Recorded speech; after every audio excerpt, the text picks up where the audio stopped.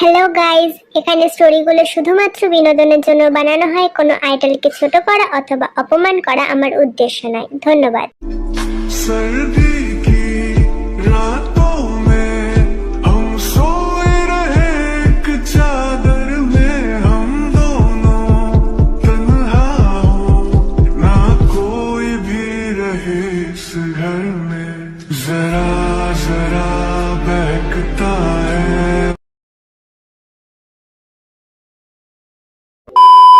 এসব কথার মাঝে হঠাৎ জিহোপ উঠে হেঁটে গিয়ে তের সামনে দাঁড়িয়ে বলল, তে, আমি জানতে চাই তোমার সাথে জাংকুকের ঠিক কি সম্পর্ক। আমাকে সবটা খুলে বলো। জিহোপের ঠান্ডা কণ্ঠের এমন কথা শুনে তে ভয় শিউরে ওঠে। মাথা নিচু করে সে দাঁড়িয়ে থাকে। জিহোপ বলেন, আমি অধৈর্য হচ্ছি তে, তাড়াতাড়ি বলো তোমার সাথে জাংকুকের ঠিক কি সম্পর্ক, কতটা গভীর, আমি জানতে চাই। জাংকুক এবার উঠে দাঁড়িয়ে পড়ে। সে উঠে দাঁড়িয়ে বলে, আপনার মেয়ে আপনাকে কিছু বলবে না আঙ্কেল? আমি আপনাকে বলছি। আমি কি তোমার থেকে জানতে চেয়েছি? আমি আমার মেয়ের সাথে কথা বলছি।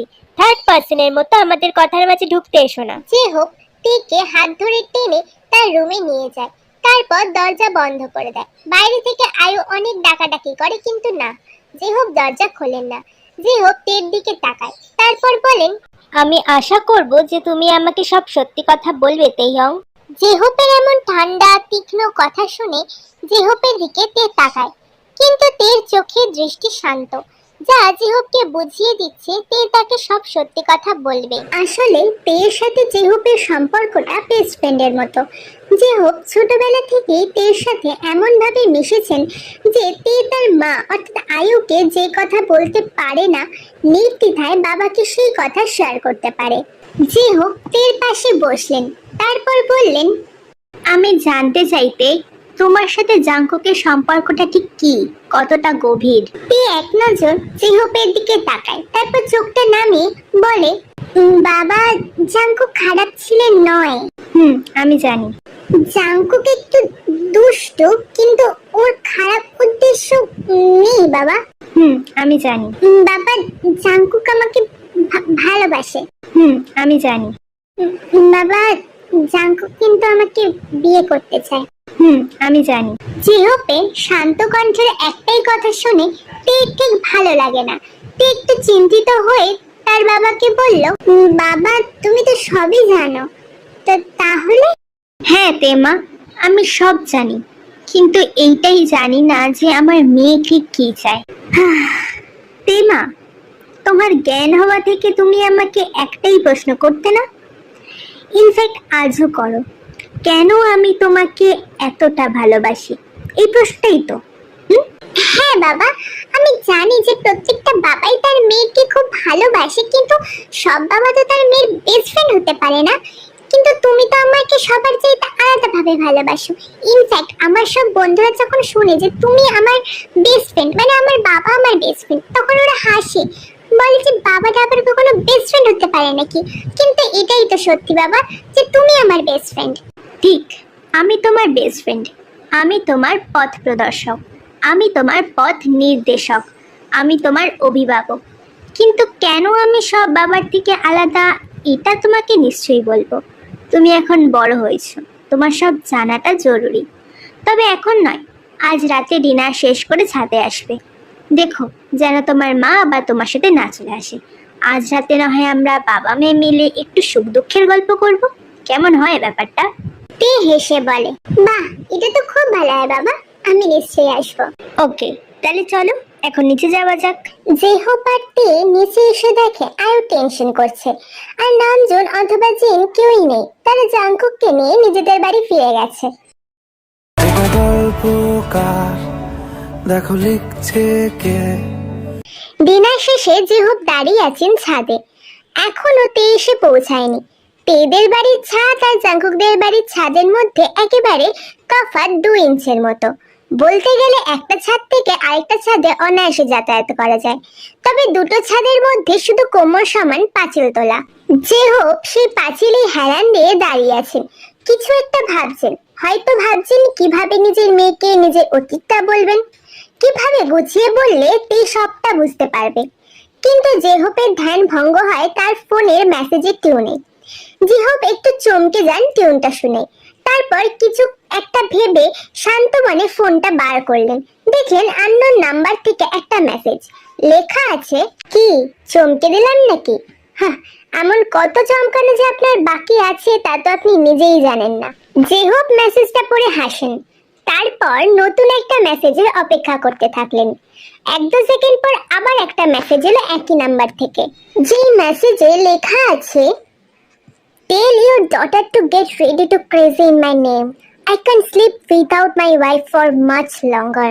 যার অর্থ ঠিক এমন, আমার নামে পাগল হওয়ার জন্য আপনার মেয়েকে প্রস্তুত হতে বলুন। আমি আবার বেশি দিন বউ ছাড়া ঘুমাতে পারবো না। জিহব মেসেজটা পড়ে একটু ভুরু কোচকান, তবে বোঝা যাচ্ছে না যে তিনি রেগে আছেন নাকি। তবে এবার 3 নাম্বার মেসেজটা দেখে জিহব হো হো করে হেসে পড়েন। মেসেজটা ঠিক ছিল এটা। ঠিক তখনই আগমন ঘটে তের। বাবার এমন উচ্চ কণ্ঠের হাসি শুনে তে থতমত খেয়ে যায় আর বলে, বাবা এত হাসছো যে? তে মা, আসলে একটা ভালো মিম দেখছিলাম, তাই আর কি হাসছে। কি মিম বাবা? আমিও দেখবো। অন্য একদিন দেখাবো। ওকে, তাহলে শুরু করি বলা। হ্যাঁ বাবা বলো। আজ তোমাকে শোনাবো 3টে জীবনের গল্প, কিছু না পূরণ হওয়ার চাহিদার গল্প। শুনবে তো তেমা? তোমার গলার ভয়েস এমন লাগছে কেন বাবা? আচ্ছা আচ্ছা, আমি শুনবো। আমি শুনতে চাই কি এমন হয়েছিল। শুনতে চাই বাবা, আমাকে বলো। অন্যদিকে জাঙ্কুক শুয়ে আছে আর ফোনে কিছু একটা দেখছে। কিন্তু কি দেখছে? তোমরা তো জানো জাঙ্কুক কি দেখতে পারে। তার ধ্যান জ্ঞান যেই নারী, সেই নারীকেই সে দেখছে। জাঙ্কুক তের ফটোর দিকে তাকিয়ে থাকতে থাকতে হঠাৎ চোখটা বন্ধ করে নেয়। তারপর খুব সেক্সি ভয়েসে বলে, তে মামি, do you know how I spend every night without you? কতটা কষ্ট হয় আমার, কতটা ছটফট করি আমি। আমি যে তোমার নেশায় শেষ হয়ে যাচ্ছি। আর কত রাত টিস্যু পেপার নষ্ট করবো জান। এইবার তো তোমার আমার কাছে আসা উচিত, কিন্তু কেন আসো না? I love you তে, I love you so much. I love you। কথাটা বলতে বলতে জাঙ্কুক বিছানা থেকে উঠে বসে। তার পরনে থাকা হাফ প্যান্টটা এখন ওয়েট হয়ে গেছে, কিন্তু তাও জাঙ্কুক বসে আছে চুপ করে। হয়তো সে প্রচেষ্টা চালাচ্ছে অন্তত আজ তার অনুভূতিগুলোকে লুকিয়ে রাখার, আজ রাতটা শুধু। কিন্তু অনুভূতি যদি একবার তৈরি হয় তাহলে কি সেটা নিজের মধ্যে আবদ্ধ থাকতে চায় বা রাখা যায়? কেউ বলবে যায়, আবার কেউ বলবে যায় না। কিন্তু আসল কথাটা হলো এটাই যে কেউ যদি চেষ্টাও করে তার অনুভূতিগুলোকে লুকানোর, তবুও সেটা কোনো না কোনো ভাবে প্রকাশ পাবেই। জাঙ্কুক উঠে দাঁড়ায়, তারপর এক পা করে হেঁটে গিয়ে ড্রেসিং টেবিলের সামনে দাঁড়ায়। তারপর একটা বক্স হাতে নেয়। বক্সটা হলো টিস্যু পেপারের। জাঙ্কুক তারপর সেটা নিয়ে এসে বিছানায় বসে। তের ছবিটাকে বিগ স্ক্রিনে সেট করে। ছবিটাতে তের হাস্যোজ্জ্বল মুখ স্পষ্ট। জাঙ্কুক সেই ছবির দিকে তাকিয়ে থাকতে থাকতে নিজের পরনে থাকা প্যান্টটা খুলে ফেলে। আগে থেকেই তার গায়ে জামা ছিল না, এখন প্যান্টটুকুও সে খুলে ফেলে। তারপর একবার নিজের প্রাইভেট পার্ট আর একবার তের ছবির দিকে তাকায়।